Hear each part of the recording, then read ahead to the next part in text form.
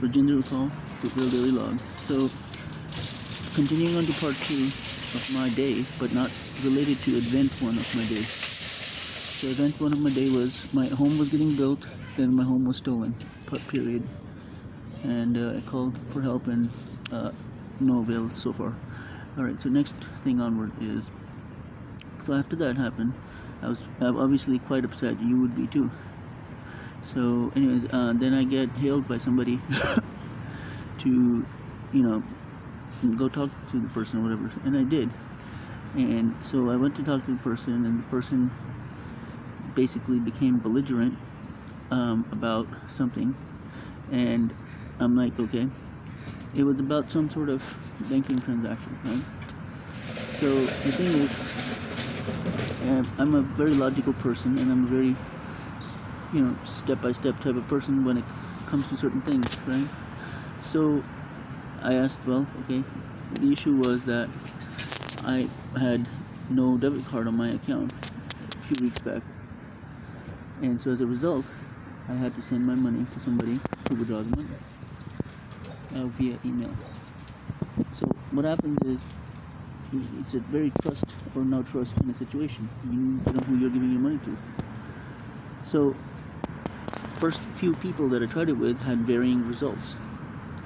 The first person I tried it with was very unreliable. Second person I tried it with was very reliable, but like the delivery time was very long, let's just say.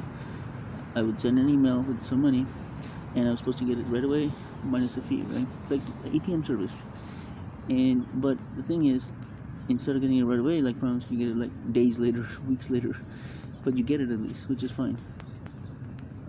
But then there's the other characters that come in, and they're hit and miss.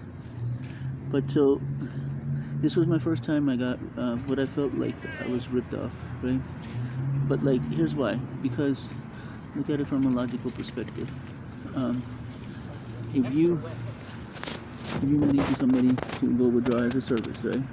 And they do that the first time, but then when you give them more money to withdraw the second time, they don't give it to you because they say that something is wrong with the account, but you're not allowed to see their account, right? You're not allowed to touch their system to see what's wrong. They won't troubleshoot it with you. So to me, that's strange. That was a little background on it. So I went to this person every day for weeks now, 2 weeks almost, right? And every day I went and asked, where is my money? And suddenly the tone changes from where is my money to more hostile events. So I left it alone, I figured that the person would having a hard time, whatever.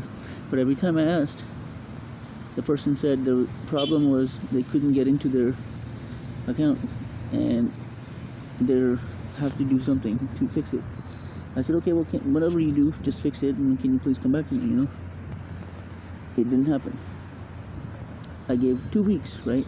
Your money's been gone.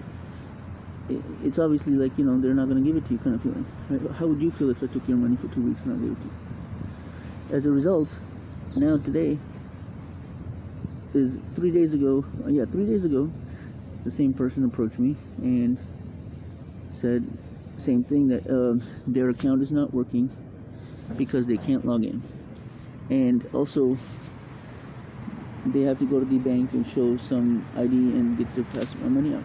I said, so what? Just do it, right?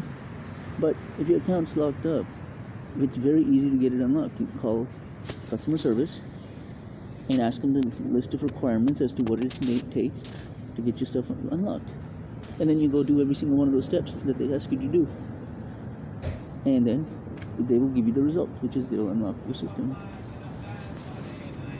The person did not understand this, but I said I'll be more than happy to work with you to get your account unlocked for you, because it's important to me, obviously. But if I have a lot of experience, I have